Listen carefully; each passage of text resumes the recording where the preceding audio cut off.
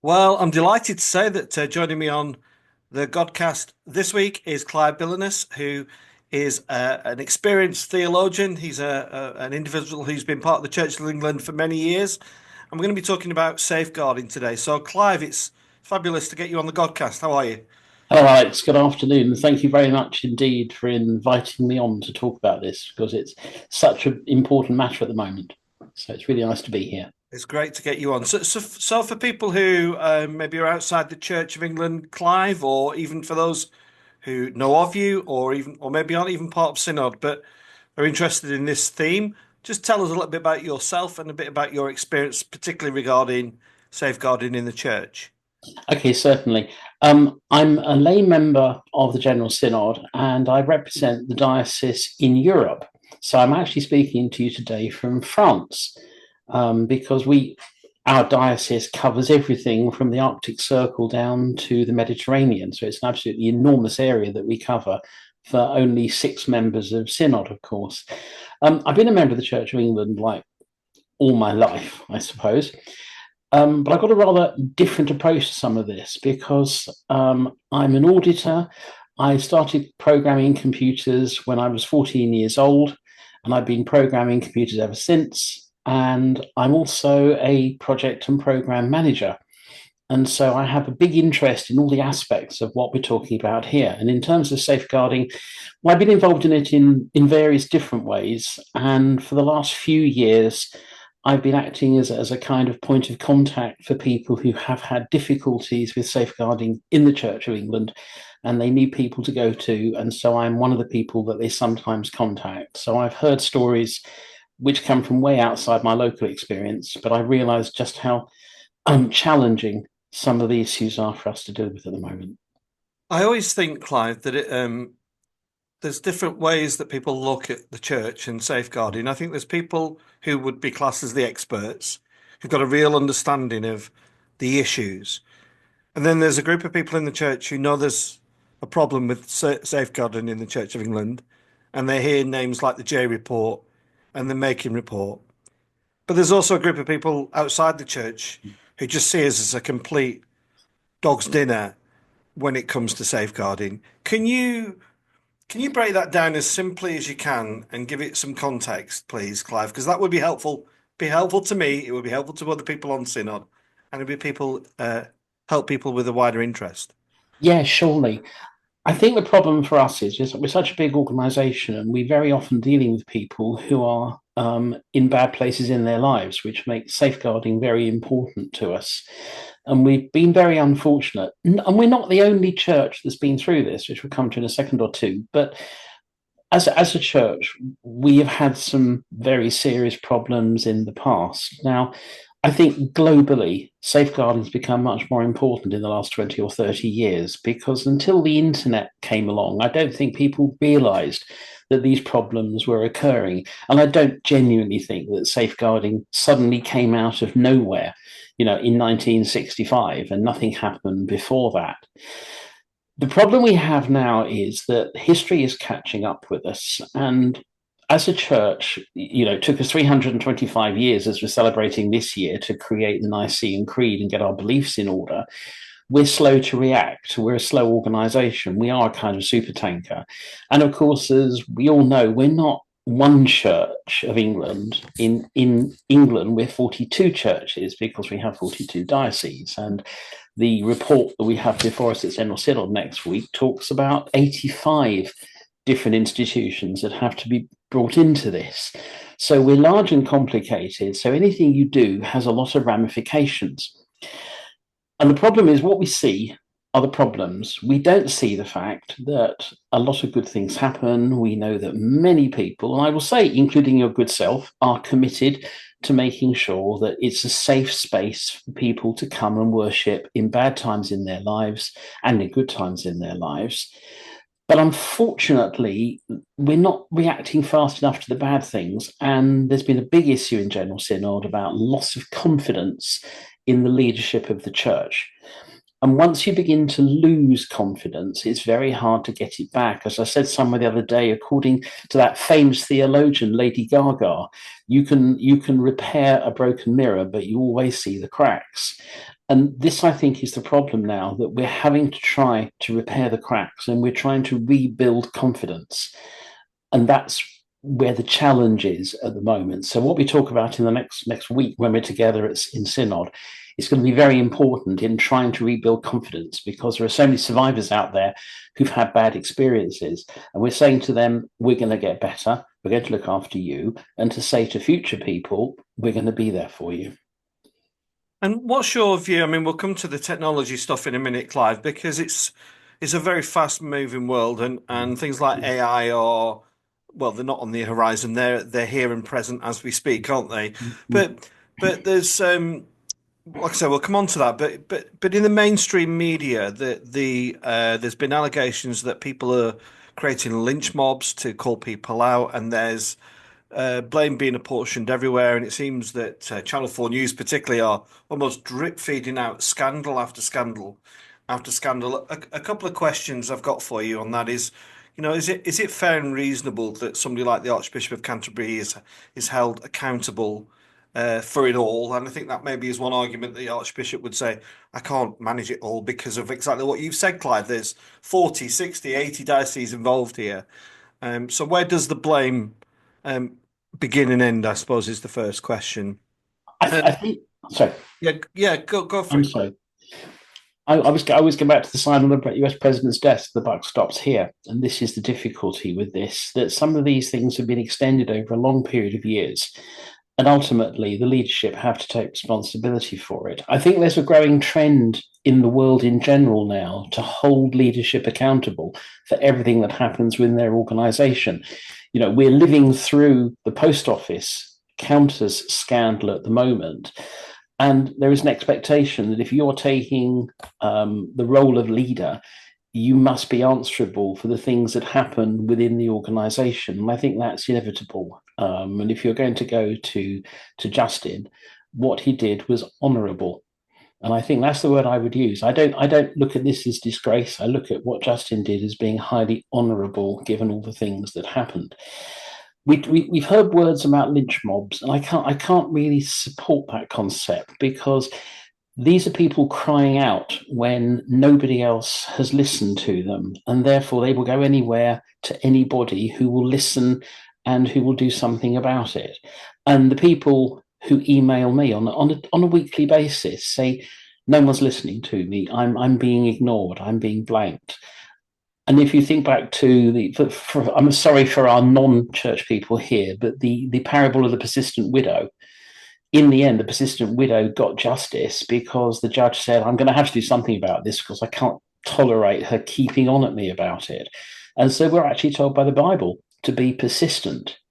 But I think we have to be persistent in calls for justice, not retribution. And that's the difference, because a lynch mob just wants to harm somebody, whereas what everyone is saying here is we want proper justice, we want proper systems to look into these things. And I think that's a very important contrast to draw between the two places that you can be. Yeah, seems to be a consistent theme that victims feel they're being their position is being put last if and the church, the longevity in the institution is being put Mm. first. And I suppose a question, I'm God forbid I'm not a bishop, but I worry about bishops.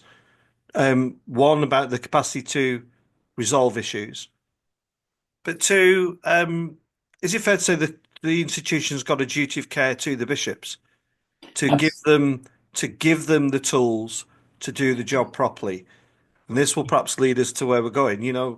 It seems to me that, I don't think I'd like to think that all of our bishops, or 99% of them, are honourable, honest, caring individuals. That's why they're bishops, who perhaps don't have the tools to do the job. Is that a fair, Clive? What would your response be?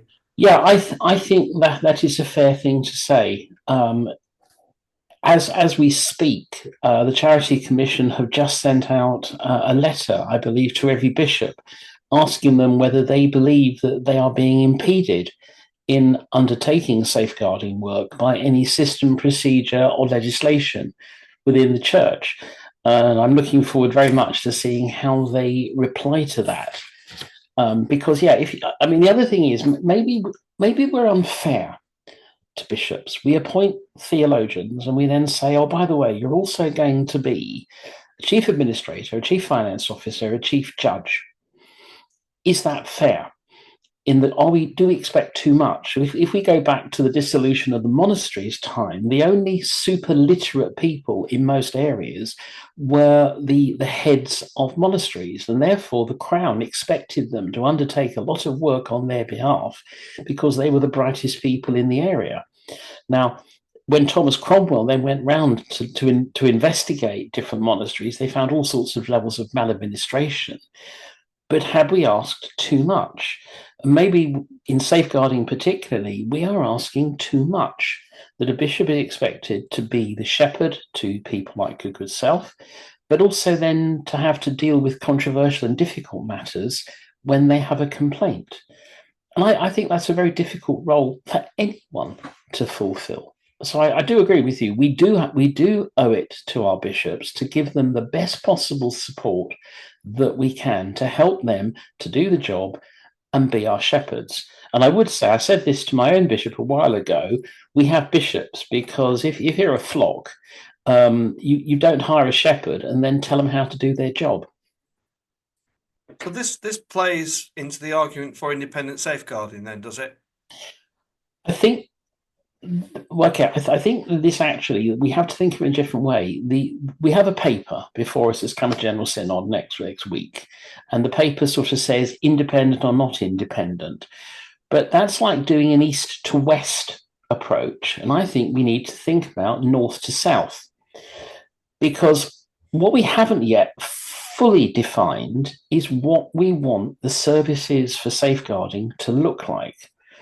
Once we've defined what they look like, then we can decide the best way to actually deliver them. Now, there are going to be trust and competence issues about the independence, which we have to come to. But the first thing we have to understand is actually what we are going to deliver.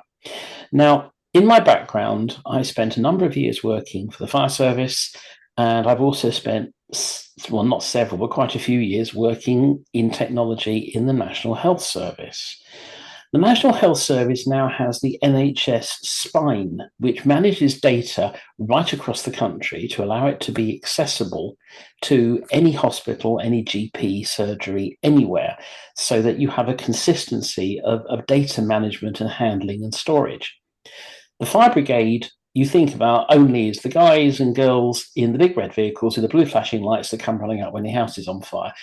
But realistically, that is about 5-10% of their work, because they spend the rest of their time going around doing education, checking everything's working okay, making sure the water hydrants are full of water.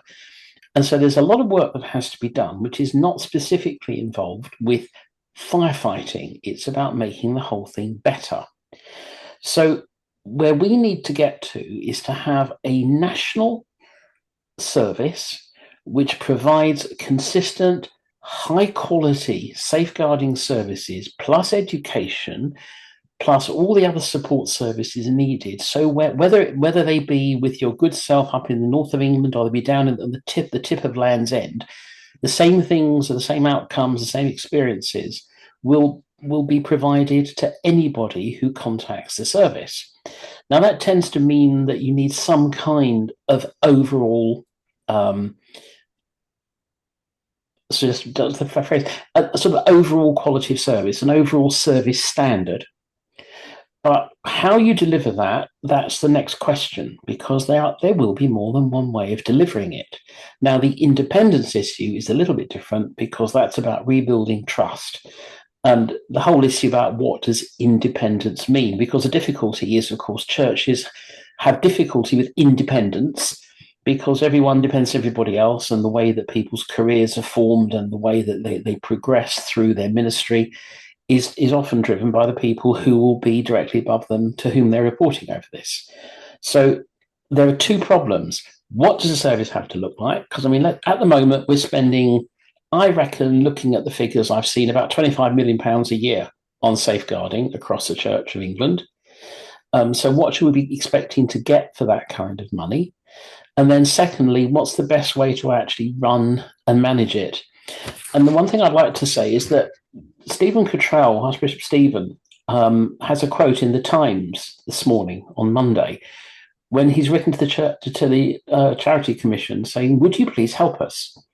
You've got experience from other bodies. Often someone from outside sees things you don't see yourself.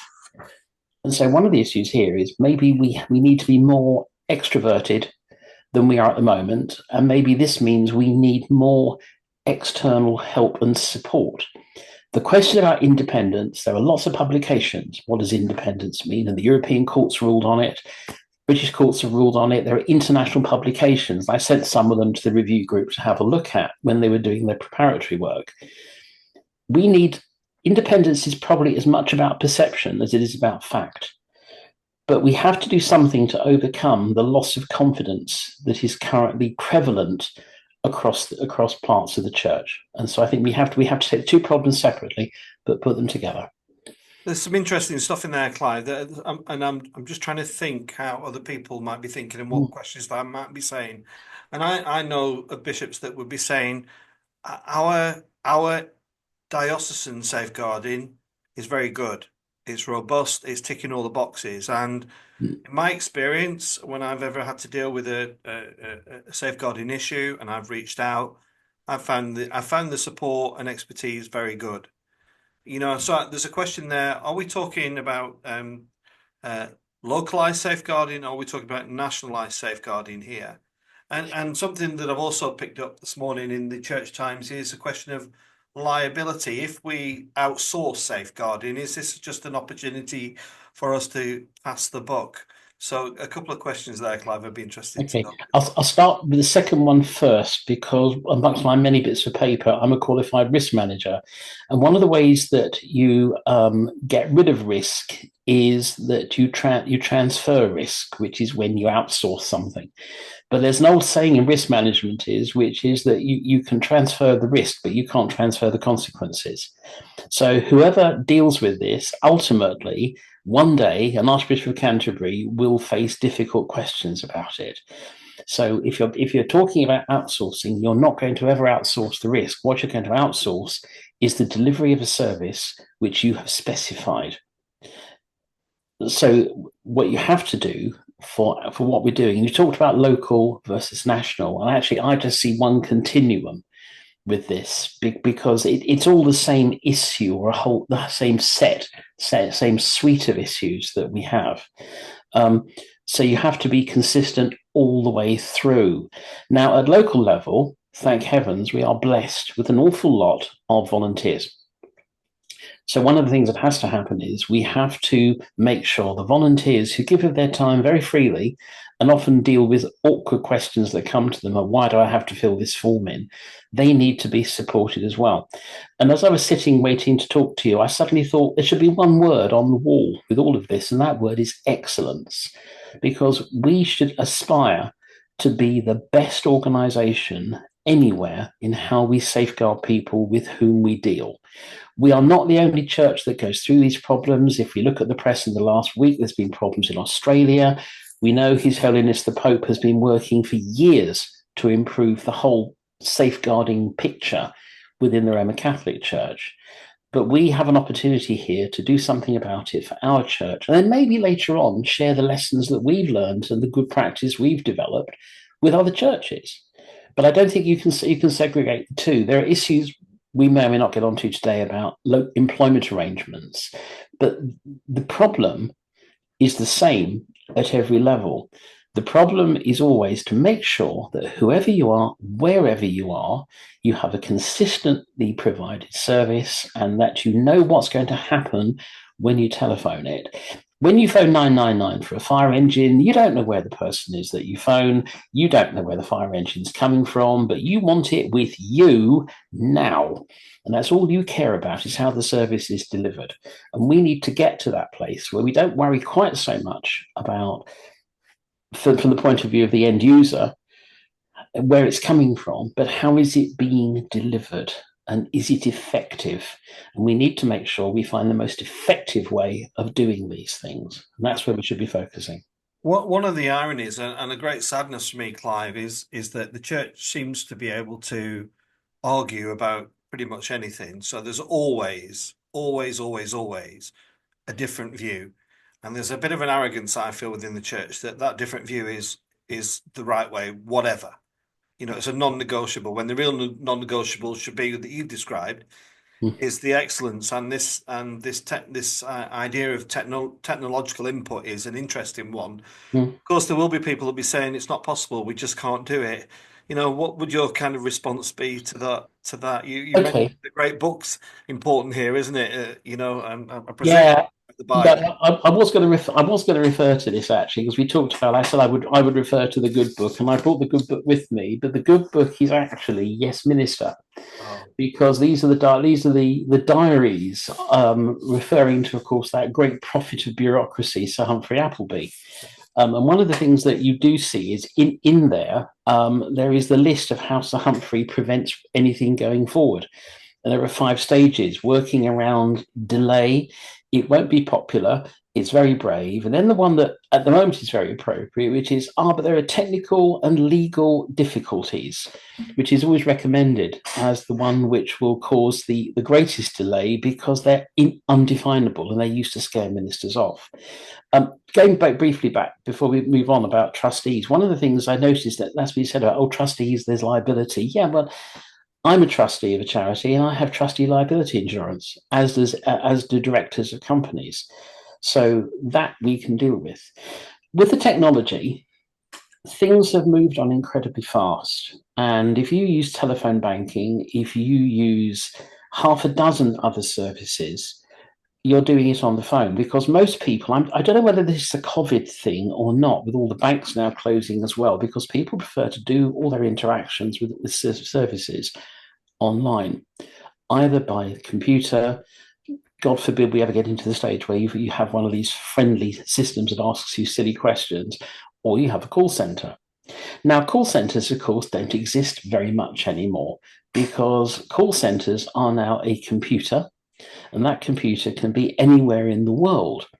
So many call centers, like bank call centers, people are actually working locally. They're working locally to their home and they're logged into the system and calls come to them and they deal with the calls and they can move the call around. And I've had one occasion where I actually had to speak to the bank and they had to move me from a center in London up to someone in Scotland. And it took about 2 seconds to move the call.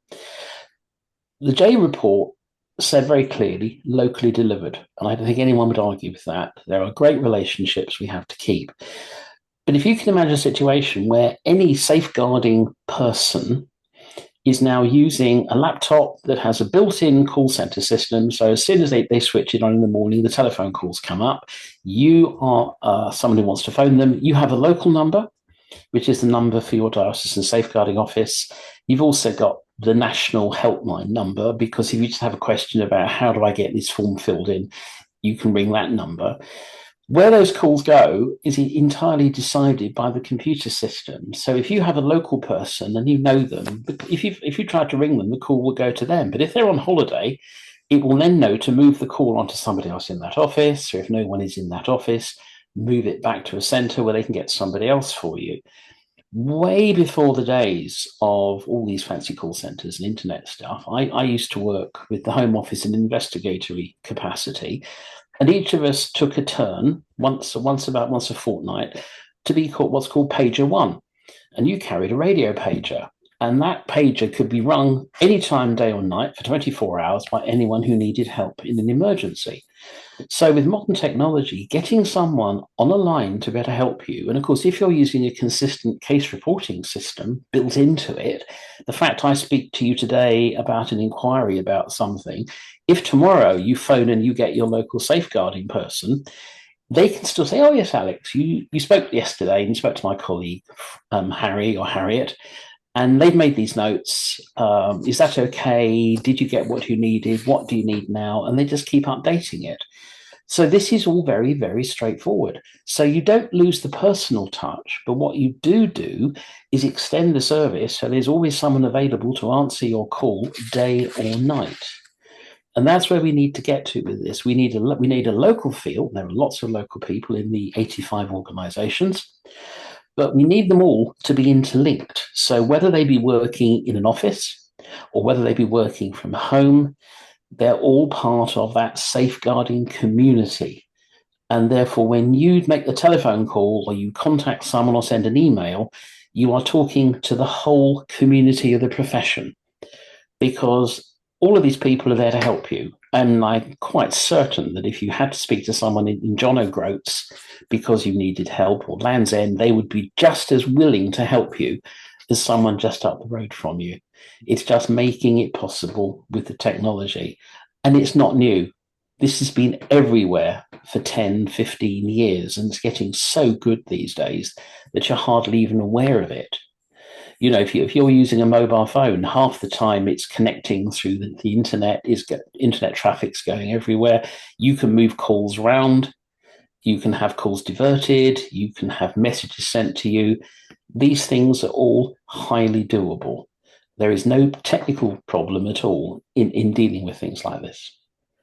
Well, I like you because you're an entrepreneur, and I one of the biggest frustrations I have is that this comes from my life experience in other employment, is that change. Mm, I've learned to quite look forward to change. It doesn't worry me too much, mm, but the church is very difficult. It finds this very difficult, doesn't it? And there's two questions here. One is, how do you change an institution that doesn't like to change? mm. And secondly, to what extent is our current procedures through General Synod? I mean, you've talked there at length about your ideas, but the reality is to get that done Yeah.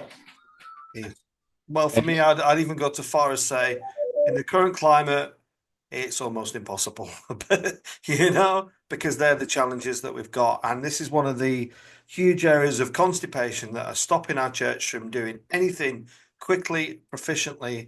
And all it does is damage, further damages an already deeply damaged Yeah. institution. Okay, well, let's think about change. We'll start with change at the institutional level, and then we'll look at change at the personal level. So, as an institution, no institution likes to change a lot. They always struggle with it because they see the problems. But the first thing to say is the paper we've had talks about a project to deal with this. And I've said to several times now in different fora, this is not a project. This is a program, because a project delivers a new capability to an existing organization. A program delivers a changed organization with new capabilities. And that's what we're trying to do here. The way to get the organization to change is, first of all, to get them to agree what they want the outcome to look like. Don't worry about the process, just focus on the outcome, focus on the golden city on the hill, and then ask, how do we get there? Because there's always a way to get there. One of the things I've noticed in the report is they have said that one of the obstructions is we have to go through General Synod processes, therefore it's going to take so many years to do this because legislation has to be dealt with. Standing orders of the General Synod say you can call a teleconference for a General Synod meeting, so you don't have to wait until we all come to London or we all go to York. If you have one item of urgent business, you can actually call a meeting of the General Synod with a one item agenda. So that isn't actually an obstruction. There are ways round all of these things. And something comes up because, of course, it was the funeral of the late John Prescott last week. I remember when I was doing some work for him in relation to fire services. And one of the comments that got made was, well, there's going to be legal difficulties, our legal advisors say, in making this happen. And Prescott just put his cup of coffee down and said, well, in that case, let's go and get some other lawyers who'll tell us how we can do it. So none of these things are insuperable. But organizations have to want to change. And that may be the biggest problem. But I genuinely believe there is a desire for change in the whole organization. They have recognized the issues. We're hearing Archbishop Stevens saying we have to change things. But let's go and look at change locally for individuals, because we know there are a lot of people involved in this who are opposing it. And they have the natural, is a totally natural human reaction to be fearful of change.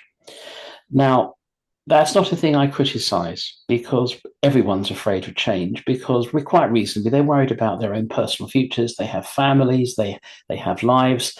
Um, the Maslow hierarchy of needs, the bottom need is look after yourself, look after your family. But there's a whole science around change management. And I won't go into all the detail on this because otherwise I'll be making all your people go to sleep as they watch this. But there is a process called the McKinsey 7S change management methodology.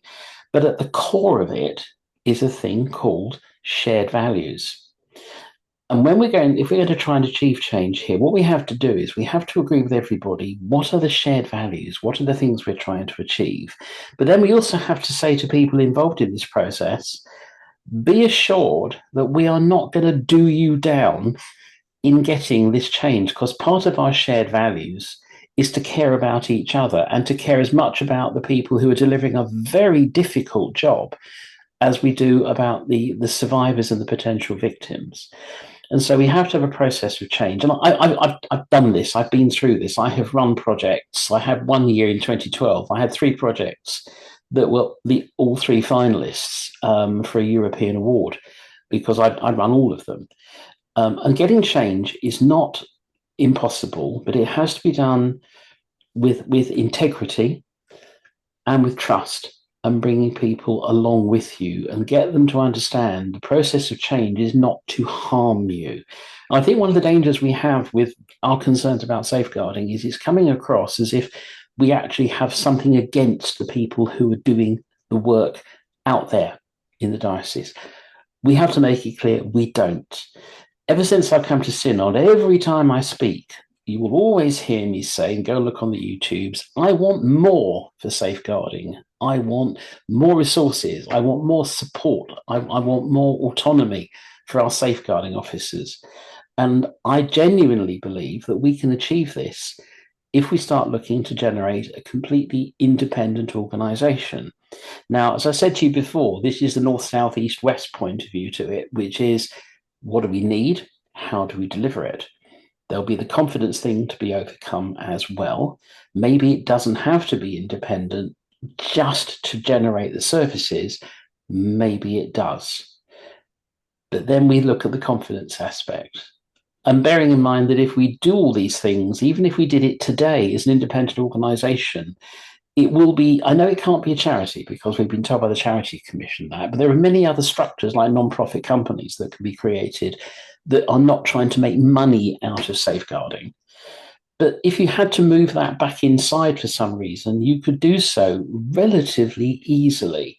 And the key thing is the service would not suffer because on the wall behind me is that word, excellence. And that will be the question, which always gets asked, because you should always have the question that's asked is, does this contribute to excellence? And if that's the question that is always asked by everybody working for the organisation, what you come out with at the end should be very much better than what you have at the moment. Clive, it's been fascinating listening to your thoughts. Just to kind of bring this to a close, you're a man of the Christian faith for many years. Just tell us about that faith and what drives you in this area. What is the fundamental behind all this for you? Okay, a long time ago, I studied theology as my 3rd degree at college. We were asked to consider a rule of life, and my rule of life has always been the parable of the 10 talents, because I believe that I've been given certain gifts, and I have to use those for everybody else. And for me, my faith is always about how can I serve others, and how can I help others, and how can I make things better, and how can I do things better behind me. I've guided in an old priory church which had been there for nearly 1,000 years. And the people who laid the first bricks as much contributed to what's there today as the people who are now the guides and change the light bulbs. And none of us can ever fix the whole thing ourselves. But for me, this is about what bricks can I lay to help continue to build our church. And that's the most important thing to me is we build our church. Okay, well, thank you, Clive. And we've got Synod next week. You have? Let's hope there's not too much blood on the carpet, and hopefully Yeah. Our arms around ourselves as we think about the Yeah. people that have been affected by these matters. Yeah. Shared values. I think this is the thing. Everyone in that room will want the same thing. No one there is opposed to making things better. And I think that's the thing we have to keep building on, that we all want to make it better. Thank you for your time, Alex. That's probably a good place to end, Clive. Thanks for coming on the Godcast. Thank you. Thank you, Alex.